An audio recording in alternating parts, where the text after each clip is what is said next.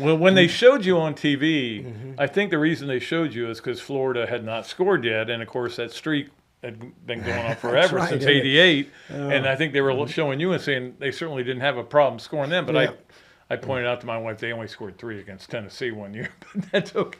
But Well, they still scored. Yeah, you we know. had to kick that field goal in that bowl game a couple of years ago. Well, and I was wondering what you thought about that. I mean, you're down 42-0, you kick a field goal. But I mean, at that point, I'm like, yeah, go ahead and do it. Yeah, kick a field goal. Yeah. Just, put numbers. Put yeah, points just don't on the get board. shut out. Yeah.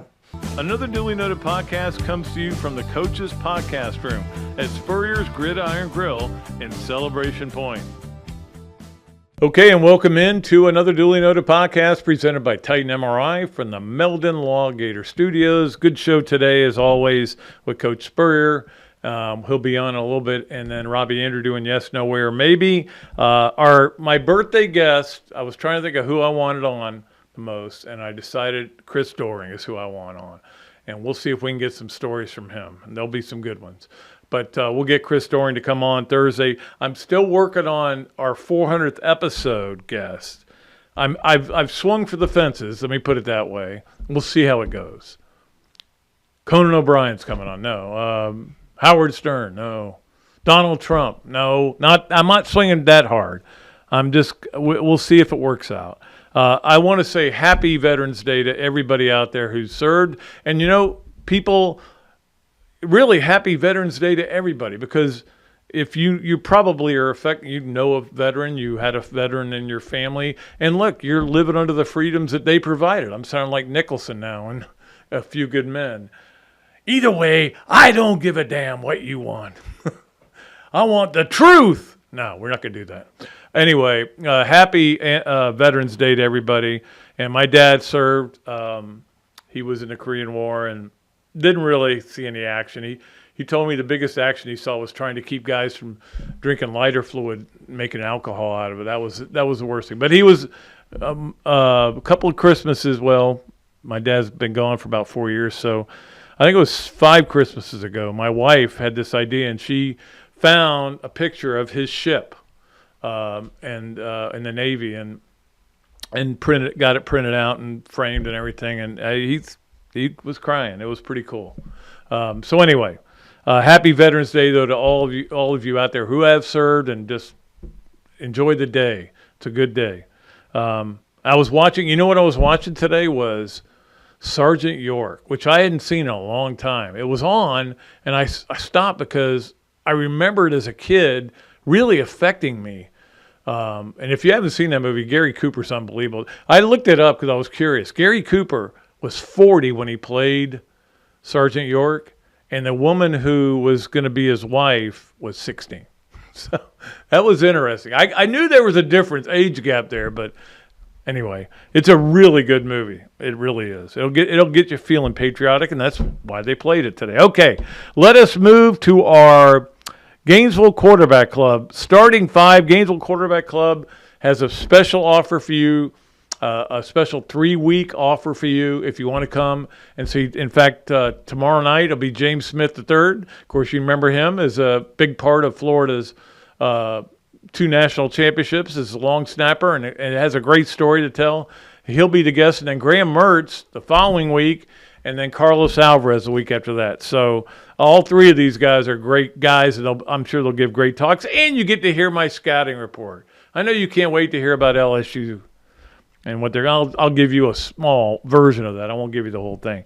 But that is what they have planned, and it'll be a lot of fun. I'm looking forward to I'm not looking forward to it being over. It's funny because Tuesdays, once football season's over, I go, where am I supposed to eat dinner tonight? Oh, again, there's no Gainesville Quarterback Club. Anyway, look forward to being there and seeing James Smith on Tuesday night. If you want to join and get that special 3-week membership for the 3 special events, just call GainesvilleQuarterbackClub.org or give me a call. Call anybody. PatrickDooley54.com. No, it's PatrickDooley54@gmail.com.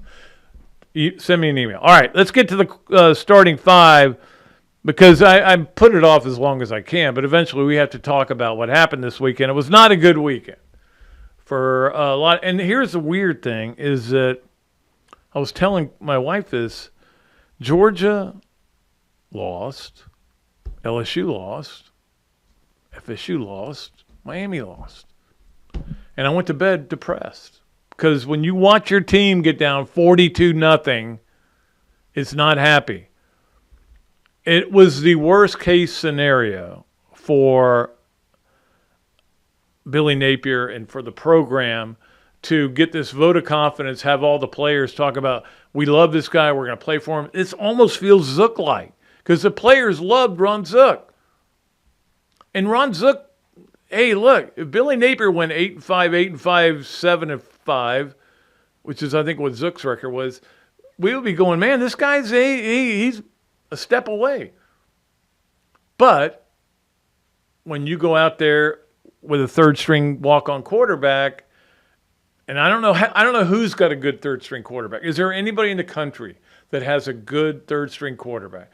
With the portal, why would anybody still be there if they were the third-string quarterback? And you're going out there without one of your best wide receivers, Elijah Badger, was out.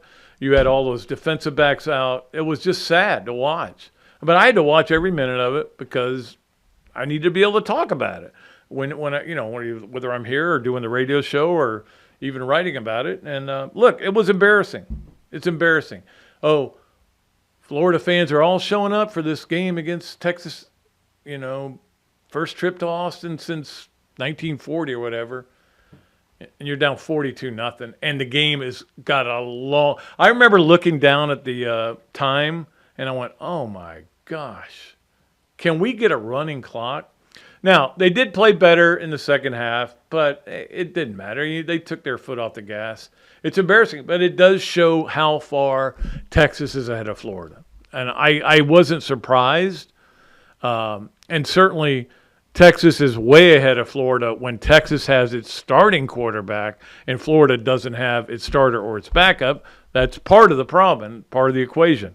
But they never had a chance in that game. They never had a chance when the game started, and we all knew that. Once Lagway took off his pads after warming up, you knew it was over. They were done.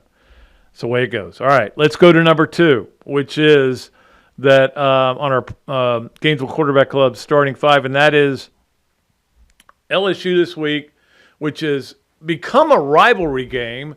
But, I don't even know if I feel the rivalry this week just because, Florida's in such dire straits, and the story, in fact, I got a call from my friend Scott Rabelais, who usually I would have on this Thursday, but I wanted to have Chris on because it's my birthday. I don't want to talk to anybody else except Chris. Anyway, and he wants to talk to me about what's going on here because it is a mess here. We all know that. I'm going to talk about more of it in a minute. Look, it's not good, and yet LSU comes in as only a 5-point favorite. Now, LSU's had their own problems, even though they're a really good team and still have a chance to go to Atlanta, still have a chance to get in the playoff. I don't think either one of those things are going to happen. But it's pretty amazing, really. Rex Grossman will be the Mr. Two Bits, and that's pretty cool. That's perfect. Nobody ever lit up LSU like Rex Grossman did that one day in 2001. It was almost like, where do you want me to? Which part of the field do you want to cover? I'll throw it in there and still get it a completion. It was just, I know the score didn't look, they've had 58-3 wins and stuff like that against LSU there, but that game was incredible. Anyway, he's Mr. Two Bits, and that's cool. I saw a podcast somebody was doing with him. We're trying to get him on, too, I can tell you that. But I saw a podcast where he was talking about he's going all in. He's buying the whole outfit. He's not wearing a T-shirt. So he is... Anyway, as I said, the over-under is 55. LSU is a 5-point favorite, and we'll see how it goes. We got to see what happens here. Maybe these guys go back to playing the way. But again, a lot depends. Lagway apparently is going to practice, so maybe he'll be able to play. But is he going to be able to run? And the thing that killed them was a run from Milroe. So is that even do you any good? I don't know, man. I I mean, I'm sorry to say that. I just don't know what to think anymore. I'm just going to watch it all take place and go from there. That's all you can do. Let's go to number 3 on our Gainesville Quarterback Club starting 5, and that would be Alabama's dominance of LSU, 42-13. The game was very close, obviously. Close enough that the LSU fans threw bottled water on the field. I need to go back. You know what? I just said that I don't have an answer. I don't have anything I can say about what Florida's doing. Why are you watching the podcast then? Why are you listening to the podcast? You want to hear what I have to say. Okay, what I have to say, let me just say it, okay? This team stinks, and it stinks. The reason those guys were backups is because they aren't very good, and that's where all the depth that we thought Florida had, they really didn't have. They had names, they had players, they had guys who – I mean, Napier's presser today, he was talking about how, I'm not satisfied, obviously, and but, our guys are playing hard. And I agree with all that. Maybe they're just not very good. And now you've got to switch gears almost mentally, try to win a couple of games here if you can, but probably not going to win 2. You might be able to win 1. And then you're going to have to go and turn around and try to get kids to come in the portal and kids to come in recruiting for 3 straight losing seasons. I mean, I don't know what to say anymore. Again, I go back to saying the stupid thing, which is, why are you listening to me? It's a mess. The vote of confidence, I understand why they did it. And the bottom line is, though, you have to remember this. Nobody said he's going to be here for a long time. Nobody said he's going to be our coach next year. They said he's our coach, okay? AD may not be here. Who knows?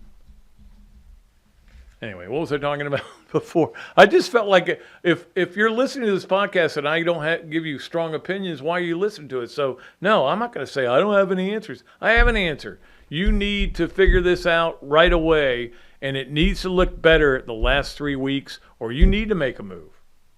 Because if you're 4-8 in your third year, I don't care how many quarterbacks got hurt. You're 4-8 in your third year, and if you look as bad as you did against Texas, that's my feeling. So there you have it.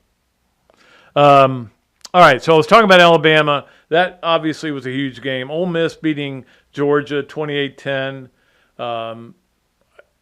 Ole Miss winning with defense now.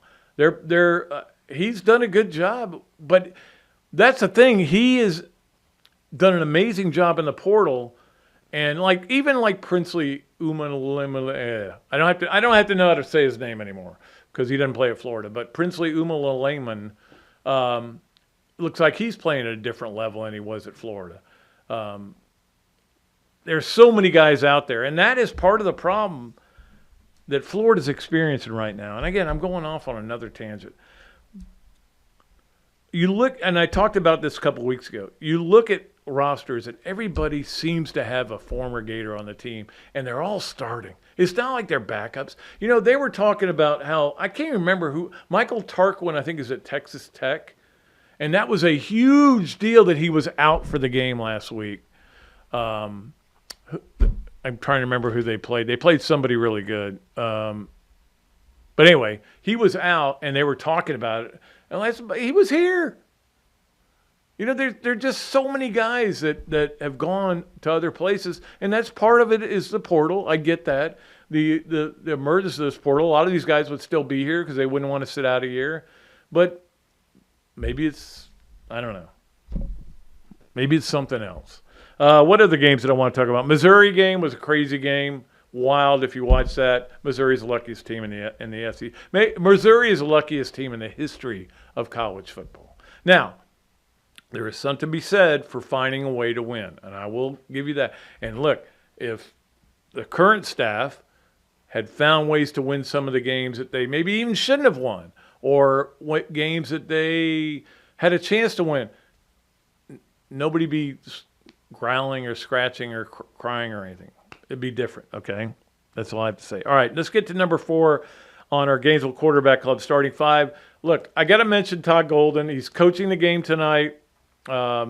those of you who listen tomorrow will know whether they won or lost. I assume they'll win. I don't want to comment too much, though, because until I know the facts. Now, I'm not privy to a lot of information the way I used to be when I was at the newspaper. And I would have the ear of a lot of people that would listen to me and talk to me, and they were happy to give me stuff, and they knew they could trust me. So I'm not around those people anymore. And I do miss a little bit of that. But I think everybody needs to just wait and see how this all works out. We saw the story by the alligator. I think they did a great job of reporting. All the things that they reported are accurate. There were allegations of this, Title IX allegations. Todd puts out a statement, says, look, we're thinking about defamation suits. He's punching back. I don't know what to believe. I don't know what to think. I don't know Todd that well. I like him a lot, but it's obviously a really bad look right now, especially with all that's going on here. And it just feels sometimes like it just keeps blowing up. And I don't know why it just keeps blowing up. And it's just, let's get some positive things going. And I thought we were on the way to doing that. The basketball team looked good. Football was starting to look better. They came out with a vote of confidence for Coach Napier. And then all of a sudden, like in 3-day period, just right off the two. I don't know. It feels like the last decade and a half of Florida football. Up and down, up and down, up and down. That's the way it works. All right, let's get to the final thing on our Gainesville Quarterback Club starting five. And I wanted to bring this to everybody's attention. Obviously, UF Health and the Prostate Cancer Foundation and the Man Cave Health are doing a tailgate and testing, prostate cancer screenings, PSA test, and free swag on for the game Saturday. It'll be a Gator Fan Fest at Gate 2 at Exact Tech Arena. So go there and look, I can't tell you how important it is. I would not be here if I had not done it. I had got prostate cancer at a very young age. Unfortunately, our whole family, every male in our family has been through it. My dad had it. It ended up, it didn't really kill him. He lived to 93, and but it got up in his neck after having major surgery. I've had major surgery 23 years ago, I think it was. So, my cancer did come back a little bit, but so far it's managing it. My brothers had it. Both my brothers have had it. It's just, look, it's something, and it's so simple. So simple, and the technology is so great now that it's not as invasive as it was when I had the surgery. Definitely. In fact, my dad, when he had his surgery, that's when I started the Bob Dooley, because I just looked at him and I felt so terrible. This guy, this man that I love so much, was ashen and in pain and everything. They gave him too much anesthesia. And anyway, he was okay, and he lived for a long time, and I'm grateful I had him. But look, I'm just telling you guys, go get tested. Nobody's sticking anything up your butt, okay? That's what everybody's like. Oh, I don't want to have that's when they stick their finger up your Moon River. No, it's a blood test, okay? If the blood test comes back and it's 0.0, they're not going to stick a finger up anything. Get tested. Get tested. Here it is right here, UF Health. Get tested. Go there on Saturday for the game day. Gator Fan Fest, Gate 2 at Exact Tech Arena. And to tell you more about it are two of my favorite people in the world. Both are going to be guests on this podcast this week. I didn't even think about that, but here they are right now. Chris Doring and Coach Spurrier. He's known for game-changing catches on the field, but now he's here with a life-saving catch. That's right, Coach. Caught early, prostate cancer is highly treatable. You're a stats guy. Did you know 1 in 8 men will be diagnosed with prostate cancer in their life? I don't like those odds, Chris. So let's tell the guys out there what they need to do. If you're 45 or older, or 40 if you're black, or have a family history of prostate cancer, Talk with your doctor about the risks and benefits of screening with a PSA test. And here's some great news. We've got a special PSA test screening coming up right here in Gainesville. Join our partners at Man Cave Health, the Prostate Cancer Foundation, and UF Health Cancer Center at Gator Fan Fest for the tailgate and testing event. Get a quick blood test, score some Gator swag, and take charge of your health. Early detection is the key to making a great catch. So let's go Gators and tackle prostate cancer together. Join us for the tailgate and testing. For more information, scan the QR code on your screen. Gator fans, football season is here. What's better than seeing the Gators back on the field? Easy. Seeing amazing speakers and fellow Gator fans weekly at the Gainesville Quarterback Club. Held every Tuesday night of a home game at the Best Western Gateway Grand. Enjoy happy hour, great food, valuable insights from yours truly and Andy Staples, plus notable speakers throughout the season. As the oldest Gator booster club in the world, Gainesville Quarterback Club gives you access to elite speakers like coaches, NCAA football insiders, Gator greats, and more. Share your passion for Gator football with hundreds of other members at weekly in-season meetings, home tailgates, and special events throughout the year. Join the Gainesville Quarterback Club today. Email the club at membership@quarterbackclub.org or visit thequarterbackclub.org. Or better yet, just give me a call and I'll get you to the right people. Great food, great atmosphere, a diverse menu, everything made from scratch, plenty of space, and locally owned. These are all the characteristics of a great restaurant, and you can find each and every one of them right here in Gainesville at Ballyhoo Grill. Ballyhoo Grill prepares all of their food fresh every day, from their salad dressing to their award-winning soups. Bring your family and enjoy dinner under the Tim Trebo Tiki Hut while listening to live music. Or if you're running low on time to eat out, they also deliver through Uber Eats, Fight Squad, and Postmates. A Gainesville staple that's been open for over 30 years. Check out Ballyhoo Grill on Facebook or at ballyhoogrill.com. Meldon Law has been serving personal injury victims since 1971. In those days, Jeffrey Meldon's presence as an attorney in the music scene dubbed him with the nickname the Hippie Attorney. And although times have changed, two things haven't: our commitment to bettering our community by helping the injured, Albert, are you ready to go to the game? and our love for the Florida Gators. If you bleed orange and blue, Meldon Law is the firm for you. Okay, and welcome back to another Dooley Noted podcast presented by Titan MRI from the Meldon Law Gator Studios. And, of course, Meldon Law is a sponsor of Coach Spurrier's Monday appearances.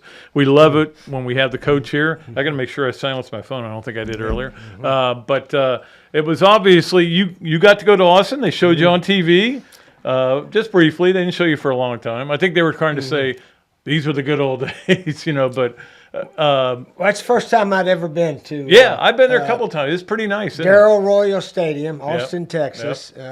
Gosh, we hadn't played them since 1940, 84 years. People are trying to say I covered that game, but I didn't. No. So anyway, it was very interesting. I like seeing the pageantry at these stadiums. And one thing I learned at University of Texas, the eyes of Texas are upon you. They play that song all through the game, almost. Every break, every halftime, before game, and so forth. Their band plays it, and they stand up and sing it, and they give them the hook 'em horns. Everybody in the stadium, that's Texas. And they actually tried to get rid of that. They tried to get rid of the song because it was an old Southern Texas, song, and that's right. And it lasted for like a week, and then they brought it right back. Yeah. So that was interesting. I did not get a picture with Bevo. Well, I got a picture with Bevo, Matthew McConaughey. He comes right before the game, and I wasn't going to stay down there a couple hours, so I went up to athletic director's box, and then in the game I was down there, and he'd already left. But I met the athletic director briefly, and I met Arch Manning. In fact, I talked to his dad a couple of days earlier, and he said, be sure and go by and say hello to Arch. So we were walking across the field, and he was over there with a bunch of fans or whatever. But, Texas is a really good team. They are good, Coach Sarkisian, he's an offensive coordinator. And, man, they had some nice little schemes. And their quarterbacks, throw the ball in the open area of the field. Quarterbacks runs in the open area of the field, catch it, and go. So, but we hung with them the second half, but obviously it was over by halftime. Yeah, I mean, again, once you knew, Lagway warmed up, but once he took the pads off, you knew that was the game was over basically. And I think it kind of I'm not saying they didn't play hard, but it's got to be in your mindset that we're playing with a walk-on quarterback trying to win a game against the Heisman Trophy candidate, you know. And the other thing was, Steve, in the secondary, Florida was so depleted. We haven't seen that all year where guys are just running open all the time. And I think 5 of their 7 touchdowns, nobody got touched on the touchdowns. So I think there's a reason the backups are the backups. Right? Yeah, that's true. We're sort of a beat-up team right now with both first and second quarterback out and a bunch of other guys, you know, defensive players, offensive guys here and there.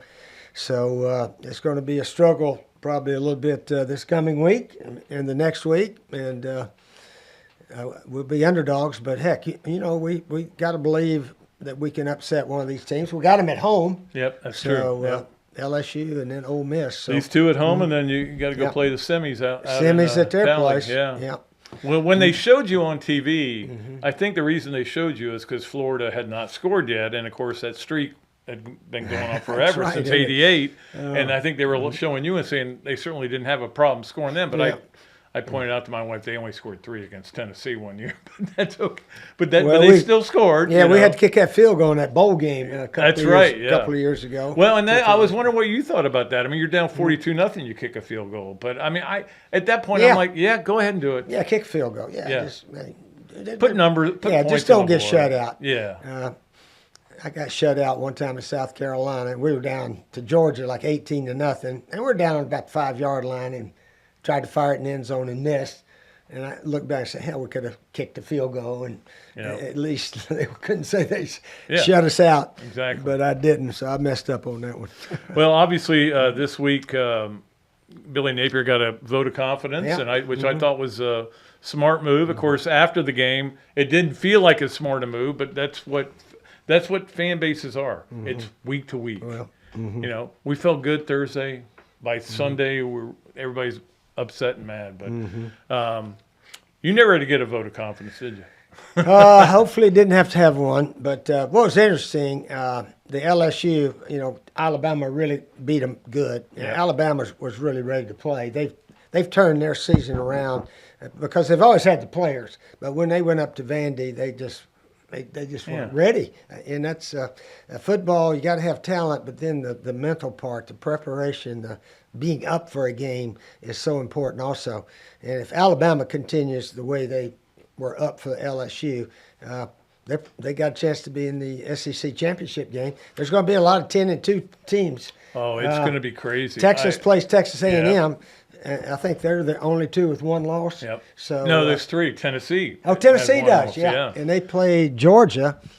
So somebody's going to knock it out. Yeah, Tennessee could possibly. I wonder if Georgia's even going to make the playoff. To be honest, let's say they lose to Tennessee. Yeah. That's 3 losses. They don't have any marquee wins. They may not make it because there'll be several 10-2s, I think, in the SEC this year. Yeah, absolutely. Well, obviously, this has not been a good year for the state of Florida, other than Miami. But this weekend, we may see something we have never seen before. 0-9 or 0-6. No, 0-9. All 6 teams from the state of Florida lost, and all the 2 of the 3 pro teams have lost. Miami's playing tonight. They're our last hope, Obi-Wan Kenobi. I mean, I mean, it's unbelievable though that. And I was telling Karen, I can't believe that FSU and Miami lost and Florida lost. I mean, FSU and Miami lost, Georgia lost, and I'm depressed after the game because usually I'd be happy after the game. But yeah, it was interesting. I picked up a USA Today newspaper, and they were talking about Brian Kelly at LSU. They said his record was a pedestrian 26-10. Pedestrian. 26-10. That sounds pretty good, doesn't it? Yeah, right now it does. Yeah. Oh man. Now, if you'd gone 26-10, we'd have been almost saying, I don't know about this guy. Well, that's the average of 9-3. Yeah. But they're getting on Brian Kelly for that. Heck, we're hoping for a winning season here sometime soon.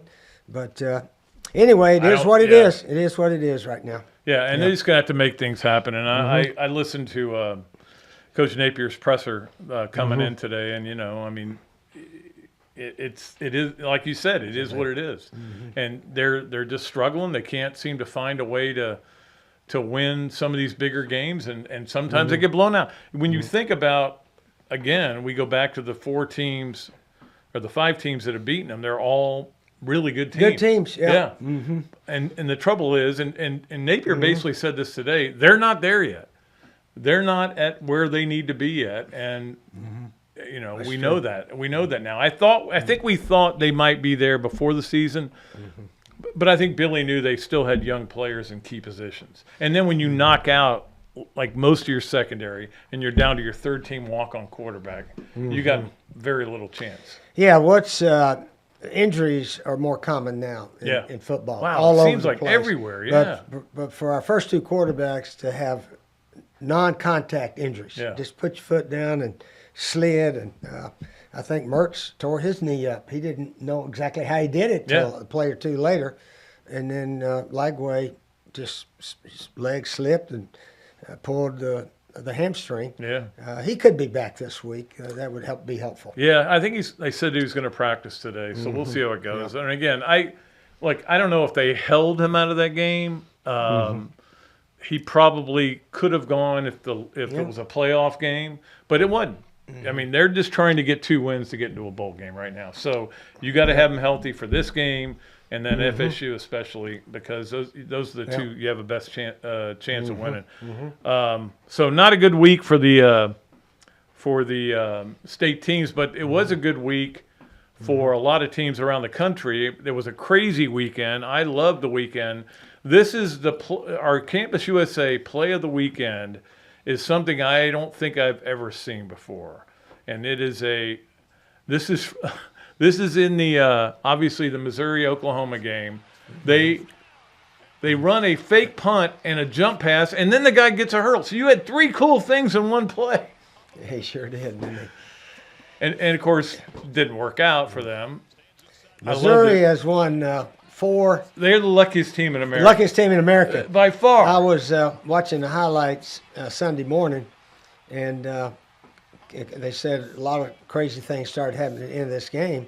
And all of a sudden, Oklahoma scored to go ahead with about a minute left. I said, well, maybe Missouri's finally going to lose one of those crazy things. And lo and behold, they go score, and Oklahoma. They go right down the field, yeah. Oklahoma quarterback fumbles, they pick it up and score. Game over. I was watching that game live. Yeah. I had the 3 TVs going, and I watched that game, and I'm just going, what in the world? I mean, because the game was so boring for so long, and then it just went back and forth, and then Oklahoma got a fumble return for a touchdown, and you thought, oh, they're going to win. But, I mean, Missouri, I don't think they're that good, but, hell, they can end up in the playoffs. They're 7-2. Yeah. And they got they play at South Carolina this week. So South Carolina may be the best 3-loss team. Your Gamecocks are playing pretty well right now. They got athletes all over the place. Yeah. They're a good, strong team. So they're not. I don't know how much you know, but I mean, is that recruiting or is that portal, or I mean, how did he get so many? Mostly portal. Yeah, mostly portal. Maybe a little recruiting here and there, but all these teams nowadays, especially Ole Miss. They hit the portal hard, and they spend a lot of money, and it's perfectly legal, and that's why they got such a good team. Well, and Ole Miss is now winning with defense, which is amazing. It's almost like, hey, Lane, try to get us 21, we'll be fine. Before he had to get 61 to win some games, but I mean, again, they loaded up on the portal. Princely came from here. The guy playing right next to him came from Texas A&M.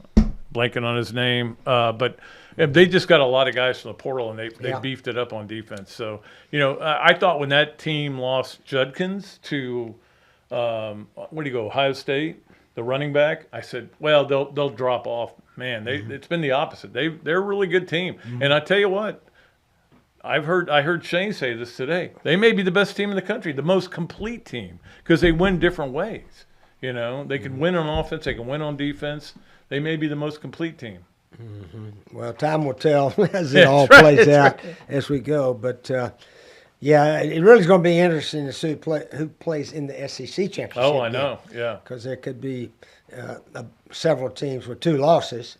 And if Texas They got one loss, and A&M's got one loss, so one of them will have two. Probably out, so Tennessee could, if they can hang in there. I don't know if they play any of Texas. Well, they got Georgia this week, so I mean that could be. Yeah. And then we could see all these teams with two losses. So you could remember when they released the tiebreaker. I'm sure you don't, Coach, but they released the tiebreaker sometime in the summer how it was going to work, and we all looked at it and went, "Who cares?" Now I'm starting to. What did that say again? Who's going to get in? Because I mean, it's head-to-head. Head-to-head first, thing, and then after that, strength of schedule is the only way they can do it. So, if you've won all your other games. Because I don't think they're using the rankings for the CFP to do it, but I'm not sure either. We'll see how it goes. They'll figure out something, and somebody will be bitching and complaining, just like FSU did last year. I did my top 12, and I realized I'd left out Alabama and Georgia. Oh, Alabama's and I'm like, strong. I said, what are you doing? I said, but who else am I going to leave out? Am I going to leave out Indiana? No, they're undefeated. Robert Gillespie is the running back coach at Alabama.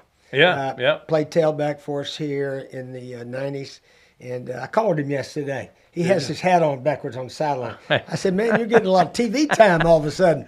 You tell him to turn it around. They showed you on the sideline, and but anyway, he was. I said, "You guys weren't quite ready at Vandy, were you?" He said, "No, I don't think we were." He said, "But we've got a different attitude now, and that's a team with the attitude like they had going to LSU. LSU had no chance, I don't think, against that team. Jalen Milroe was pretty impressive in that game, wasn't he? He's running instead of throwing, and that's what he does best. And that's the funny thing, Coach, because LSU obviously has a weakness for that. And if Lagway is able to play, we assume he will this weekend. That's one thing he does well. But do you really want him out there running? And now you got Aiden back in there. There's not many great running backs that have a bad hamstring and try to go run through people. So I don't know if he will be up to that or not. But he is an excellent runner. Yeah, absolutely. All right. By the way, this week they're playing golf in Bermuda. You know who the defending champion is? One of our guys? Camilo Villegas. That's right. He won it last year, so I'm looking forward to that. He is one of our guys. I'll watch that too. You got anything else for us, Coach? Well, I have made a few notes here that we were talking about the 12 teams in the playoff. That's what everybody's talking about right now. Oh, yeah. But Oregon, they're still undefeated. I think there's only 3 or 4 teams undefeated. But Indiana and Army. Indiana went 10-0 the other day, I think it was. They beat Michigan 20-15. It was a weird game. And Army is either 9 or 10-0. And they are really, 10-0, they're a really good team. So, a lot can still happen. But undefeated teams are rare nowadays, very rare. It's interesting, the whole path that Kirk Cignetti, who's the Indiana coach, took. I don't know if you've ever had any contact with him, but he is, he was an assistant. He said, I'm tired of being an assistant. I want to be a head coach. Took a job at a Division II team. Elon. Moved up, and then moved up. Elon's a little school right outside of Durham, North Carolina. And in fact, the coach who hired me at Duke, Coach Red Wilson, was the head coach at Elon at one time. Was he really? And, a good little Christian school there. Jim Collins went to Elon. Did he? I didn't know that. Alma mater. Yeah. So anyway. And then he goes to James Madison is where he had a lot of success, and everybody went, oh, this guy may be something. And somebody was telling me the other day, another reason Indiana's so good. First of all, the coach is outstanding. He's won everywhere he's been. I think he took 13 players from James Madison. He did. Yes. Now, I don't know how great these players were, but they come to Indiana, and these guys that are so. He said, fellas, here's how we did it. Yep. Follow us, these or something guys, like that. And their work habits and everything, it spreads. When you got well, you've talked about that. That's what we had going here. Yeah. The older guys teach the younger guys. Here's how we do it, and in that way you continue year after year with good teams. People used to ask me, what do you do when you lose 5 or 6? I said, we never lost 5 or 6. We were 9 wins was our worst team here in 12 years. But anyway, you spread that attitude and leadership year after year, and that's how you continue successful programs. Absolutely. And I heard an interview with Dan. I think Dan Patrick was doing it today with Cignetti, and he was talking about how,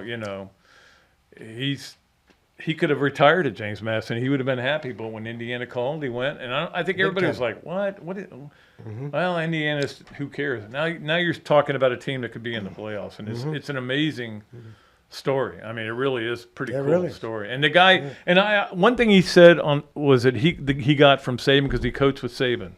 And he said they were up 42 on some team.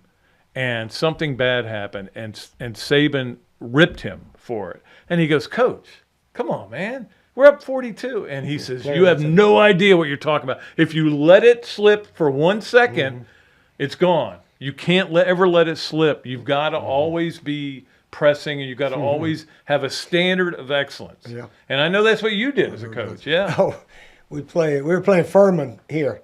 I think we ended up beating them 24-7, but we had Shane, we had a little corner route, and the guy was wide open. Lonzo Sullivan, remember Lonzo Sullivan? Yeah, he was a good player. He ran a bad route, cut off the wrong foot, and blah, blah, blah. He came over and I said, Lonzo, we had it all set up for you. Run a good route, catch it. He said, Coach, we're ahead by 24 points. I think it's 24-7 at the time or something. He said, Coach, we're way ahead. We're going to win. I said, got nothing to do with it. Try to run the pattern the best you can every time. And that was a sorry route you won. So you keep running like that, you ain't going to be out there anymore. Simple as that. So he got the message, and he was a really good player. He was. I remember the touchdown against Georgia your first year. I remember that. That was a great play. Yeah. But, I mean, look, that's what great coaches do. And I heard that from Billy Napier in his press conference today. Is he happy? Of course he's not happy. Nobody should be happy. And just see how it goes from here. So we'll see how it goes. Yep. All right, Coach, we'll let you go. All right. We'll be back with him on Monday, and we'll be back with Robbie Andrew for Yes, No, Where, Maybe right after we take this break on another duly noted podcast presented by Titan MRI from the Meldon Law Gator Studios. Titan MRI, North Central Florida's premier independent diagnostic testing MRI facility. At Titan MRI, we're focused on you, the patient, having a great customer experience. Our MRI equipment is modern and 75% quieter than any unit in its class. And our MRI unit has one of the largest openings of any of the newer high-strength MRI units, which allows comfortable scanning for potential claustrophobic and larger patients. At Titan MRI, we look forward to serving you. Adams Rib Company has been a staple of Gainesville for more than a decade and a staple of the Dooley house ever since Kelsey's teeth came in. The first time I walked into Adams, I told my daughter that the green beans are always a test of a great barbecue restaurant, and they were perfect. You know about the ribs that melt in your mouth, and my favorite, the turkey plate. But be sure to go in on Fridays for Nana's Fish Nuggets. They will melt in your mouth. Adams Rib Co., a Gainesville great. Another duly noted podcast comes to you from the Coach's Podcast Room at Spurrier's Gridiron Grill and Celebration Point. You can watch and listen to us on Facebook and YouTube for every podcast that we do on Mondays and Fridays at 2 o'clock. Listen to the podcast whenever on Apple Podcasts, Spotify, Google Podcasts, Overcast, any of the other 39 platforms where you can find this podcast or your favorite podcast. Remember to like, follow, and subscribe.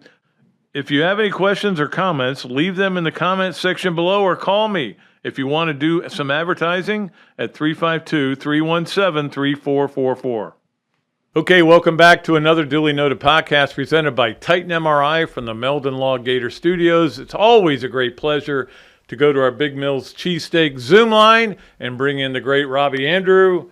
Robbie, I know that you probably sat through the entire game watching it on TV. The worst part was that your brother was at the game. I haven't talked to him since. So I'm sure he left early, but Pat, I checked out early. I mean, I started watching the other game, the Miami game, early in the third quarter because it just was hopeless. All the injuries in the secondary, they couldn't cover anybody. It was unbelievable. And you and I were texting back and forth, and I said that's why those guys were second teamers. Yeah, Not only it wasn't just they were really bad tackling the whole game. Yeah. That's something we haven't seen from this team, really. No. They've been pretty good tackling this year. Yeah. On the end around to what's his name, the Alabama transfer, they must have missed 5 tackles, just total whiffs on him.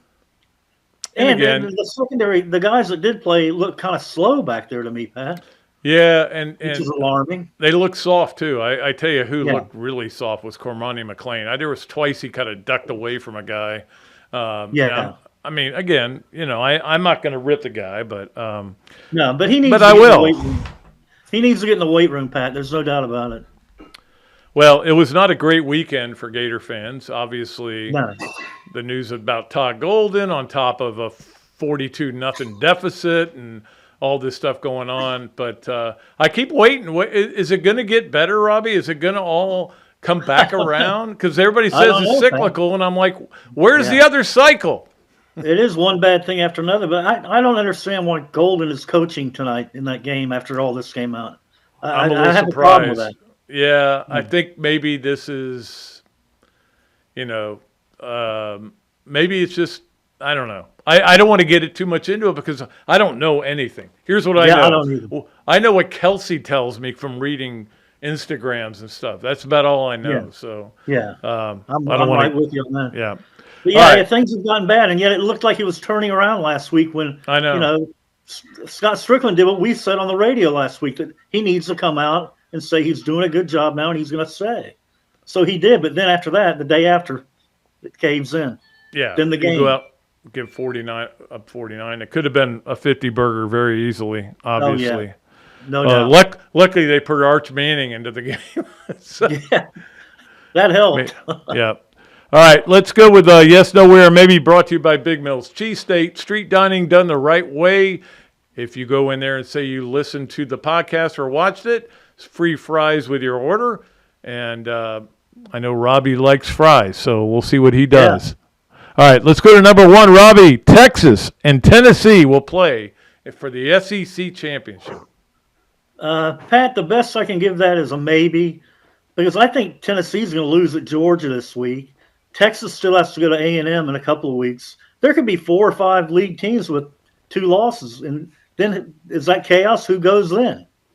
Well, I was just talking to Coach Spurrier about that, about how, when the tiebreaker came out and they announced what the tiebreaker was going to be, we all went, who cares? The season hadn't even started. And now we're all going, what did it say again? I know. But I mean, it could be. Could be 4 or 5 teams with 2 losses.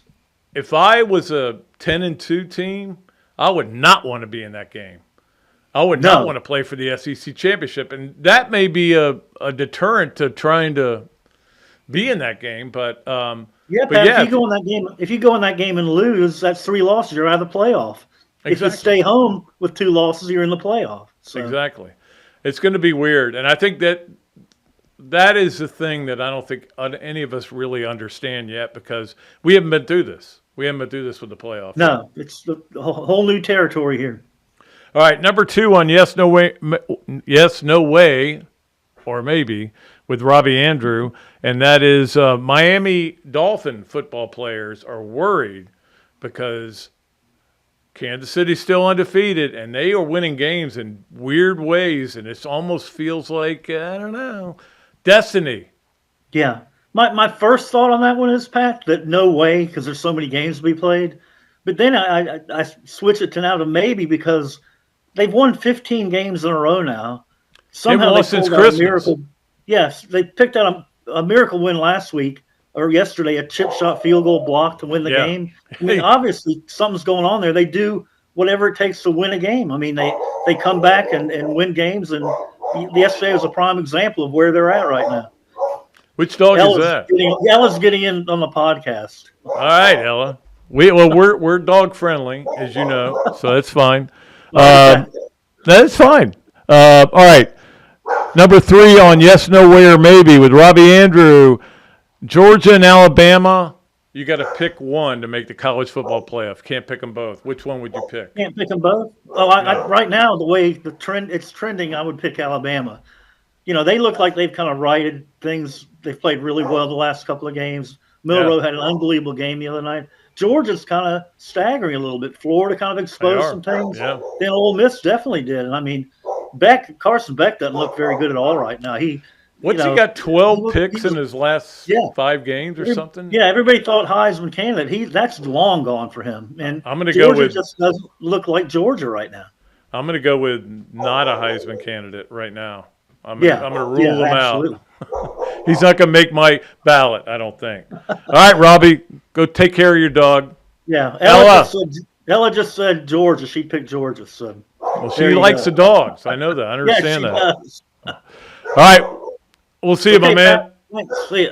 Okay, always great when Robbie's on. Appreciate him. Let's go to our Hesser and Kipke 3 things. Speaking of great people, Hesser and Kipke, of course, is a Gainesville firm here for your needs in family law or workers' compensation.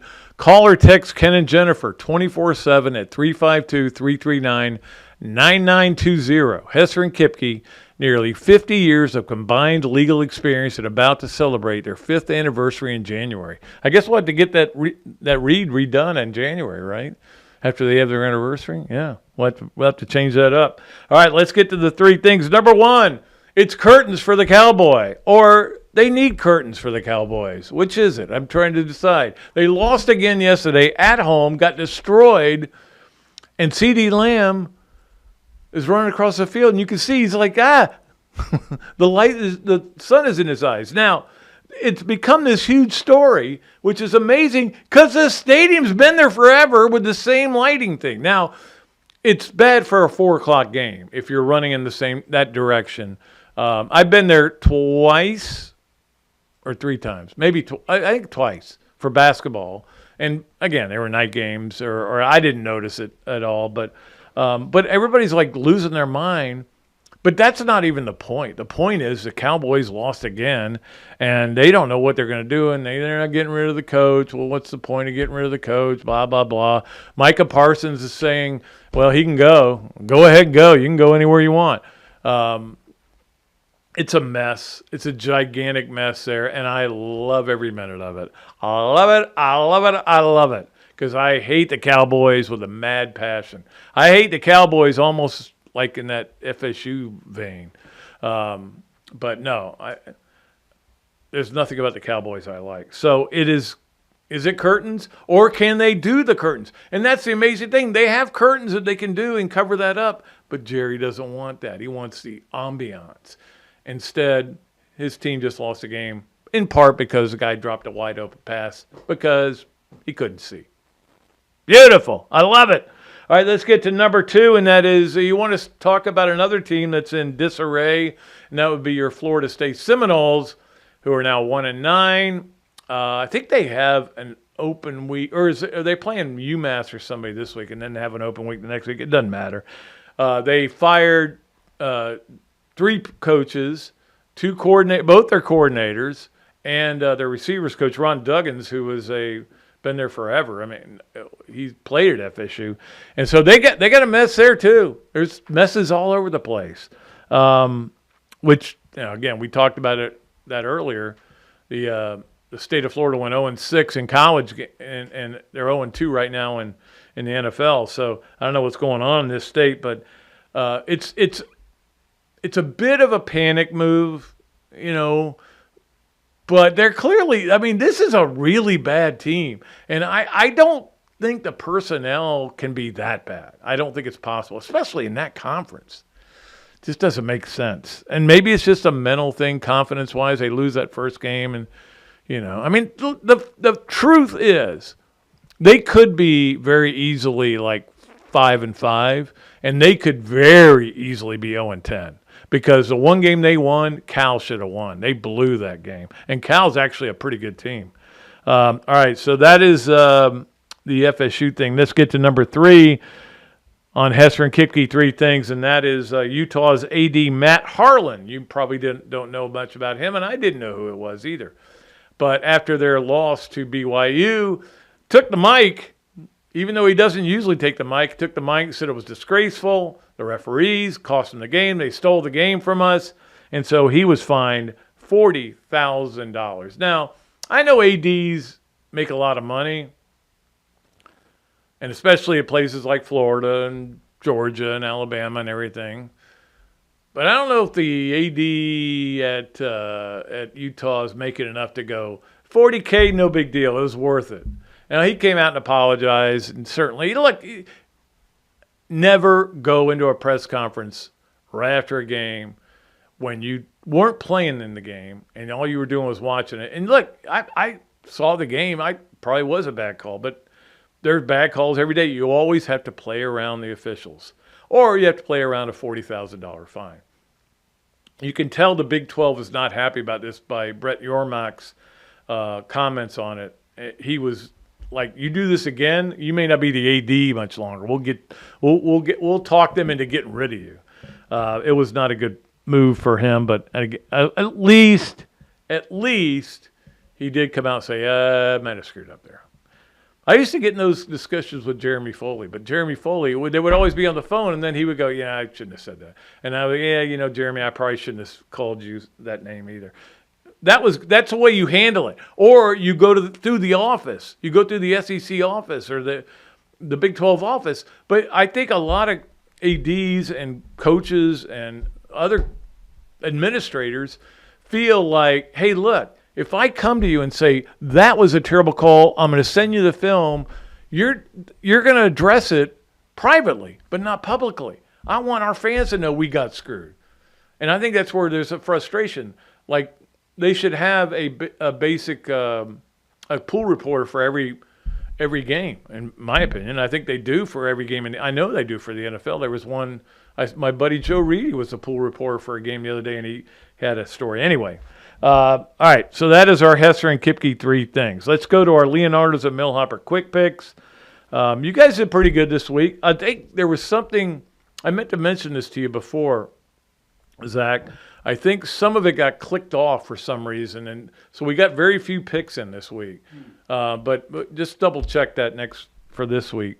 And I don't know why I would, because it's usually early in the thing. So, but it may just be the one guy is saying that it was. I don't know. Yeah, we'll see. I know you'll be all over it.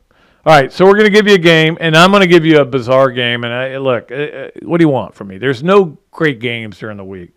But I'm going to give you the Wednesday game. And again, I can't give you tonight's basketball game, because Tuesday's when a lot of people listen. But I'm going to give you Kent State is playing at Miami of Ohio. Miami of Ohio is giving 30.5 points. So now you got to really think that one through, because I don't know that you ever want to give 30 points to anybody for anything.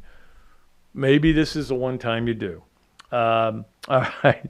So that's our Leonardo's and Millhopper quick picks. Let's move to our Adams Rib Co. Gator of the weekend. And there were a couple of people. I will say this. When Ricky Pearsall scored his first touchdown, I said, well, there's our Gator of the weekend. I went, I just made him Gator of the weekend. So, no. He could be Gator of the weekend. We'll give him co-Gator of the weekend, along with A.C. Fitzpatrick from the Florida volleyball team. Florida's volleyball team has won 7 in a row now, and I know the competition has not been great, but they're doing it. They're getting it done. And you got to give Mary Wise a lot of credit. A.C. Fitzpatrick had a career-best 550 hitting percentage, which is amazing to score that high, and Florida won its 7th straight, beat Alabama. They've got such a weird schedule. They've got 6 games left. 5 of them are SEC games, all on the road, and then they got UCF at home. Who did Mary Wise tick off in the SEC department? I don't know. All right, let's move to our that is our Adams Ribco Gator of the weekend. We have so many things. Sometimes I get confused. Let's get to our Christine and Steve Wendig present the 12. Of course, they are great realtors for Boss Hart Realtor, Christine and Steve Wendig. And they present the 12 every Monday. And here are the 12 teams. And let me tell you what, this is getting harder every day, every Monday. I can tell you that. Here's what I have. 1, Oregon, 2, Texas. I could put Texas 1 and feel comfortable. I know they look like crap against Georgia, but I think that was a good lesson for them. 3, SMU. Look, you got to have an ACC team in there, and SMU, I think, is going to end up winning the conference. And then 4, BYU, because you got to have a Big 12 team in there, the conference champs, and those teams are going to be ranked high enough. So that's how I have it. I have Notre Dame 5. Notre Dame's looking really good. And I know that Northern Illinois loss people are making a big deal out of, and that was a terrible loss. But it helped that team again. Some teams learn from losses. Some teams, I saw this quote from Nick Sirianni. Actually, I was watching a presentation he was doing, press conference, whatever it's called. And he was saying, we learn from our mistakes. We also learn from other teams' mistakes. In other words, they were talking, remember, was it last week we had the kid that stole the ball from the guy at the goal line and ran it back the other way. And he said they watched that tape over and over to learn from that mistake. Don't think you've got it just because you think you got it.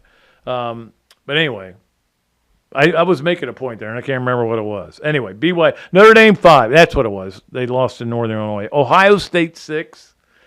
Now, in saying that, I'm saying Oregon's going to beat Ohio State again in the Big Ten championship game. But that's just where I got them right now. And don't forget, it's not the rankings, it's the rankings, right? It's not the AP. This is the college football playoff rankings. Tennessee 7, hate to say it. Indiana 8. Miami 9. I still got Miami in because I don't think they're going to lose another game. I mean, they don't play anybody. I think they'll well, you know what? If they lose to SMU in the championship game, I don't know. They're borderline. Penn State 10, Ole Miss 11, and Boise State 12 because the highest finisher. Now, what am I missing here? I'm missing Alabama and Georgia. Do I think Alabama and Georgia are going to get in? Yes, I actually do. But right now, would I put them in? No. Even though you guys all know how good Alabama is, and we saw that. But, you know, I wouldn't put them in right now. I mean, who do I leave out? Am I going to leave out? Am I going to take an undefeated Indiana out? No, I'm not going to do that. You got to put, like, the best group of 5 conference team in. It's got to go in. It's the rules. I'm not going to take Ole Miss out. Penn State, no. Right. I know I'll get phone calls. How can you leave Georgia and Alabama out? But I'm leaving them out for now. Maybe next week it changes. That is our Christine and Steve Wendig Present the 12. We do it every Monday, and we love them for being a sponsor. Let us now go to our Hugh, Cain, Mayhem moment. And you might have seen this. The Gator Nation is in good hands with local Allstate agent Hugh Cain. Stop by Alachua Marketplace Plaza in Alachua and get a free quote today. All right, so Georgia Tech beats Miami. Man, the goalpost. The point was that they weren't going to let the goalposts go down, so they took them down. They had an automatic thing set up there, and now these fans. This is a mayhem moment. You gotta admit that this is a mayhem moment. These guys are losing their minds, but they still got. Look, oh man, I feel bad for that guy. You can't like that moment. Walking around, fans are all celebrating. You've lost the game, and they did get the goalposts, though. I don't know if they got both goalposts because they took those down right away. The cops did, and they were standing on them. They wouldn't let them have them.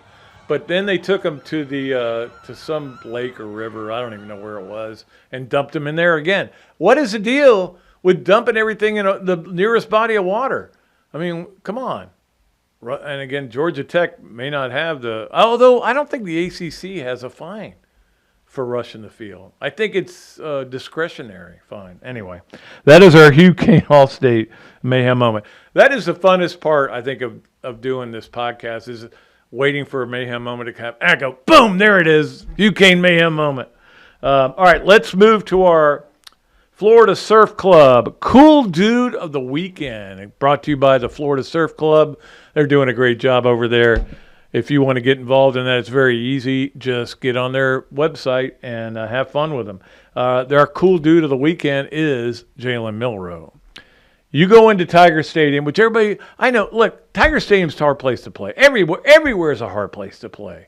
I always tell people this. I go, you know what's a hard place to play? The place where you have to go where the best teams are. Phil Fulmer used to say that about Florida. He goes, you know, the swamp, everybody talks about the swamp. He goes, hey, we got 100,000 people here. They have better players sometimes, you know, and I agree with him on that. But for Milroe to go into that stadium, that environment, and basically it was all put on his shoulders and most of it running. And even though he knew and they knew they were going to try to stop the run, number one was their goal. What did he go for? 199, I think, rushing? Unbelievable. Jalen Milroe is a cool dude, man, and he was a cool dude of the week brought to you by the Florida Surf Club, and we appreciate them. All right, let's get to our Gallo Car Wash Sponge of the Weekend, and we appreciate Gallo Car Wash as well. And, of course, we always try to come up with something that just clean things up. Well, you know what cleaned things up this weekend? Did any of you go out and watch the baseball scrimmage? Oh, probably not. There's a lot of stuff going on. Florida pitching, 10 scoreless innings in a doubleheader they played against USF, I think it was, or UCF, or whoever it was. Doesn't really matter. They split the doubleheader. But, again, fall baseball, I'm not going to be too precise on that. But the point is, pitching cleaned up, and that is going to be a key this year for that baseball team. If the pitching can be what they think it can be, they could still be really good again. Even though when you lose a guy like Caglione, you lose somebody. I mean, look, they lose, Langford. They end up, going to the College World Series and getting winning 2 games there. You lose Caglione, you're going to still have good players. He knows what he's doing. And so does Gallo Car Wash, the best place to go to get your car washed. And I think I'm heading there today because my car does need washing. All right, let's wrap it up with our Swamp Games of the Weekend brought to you by the Swamp Restaurant.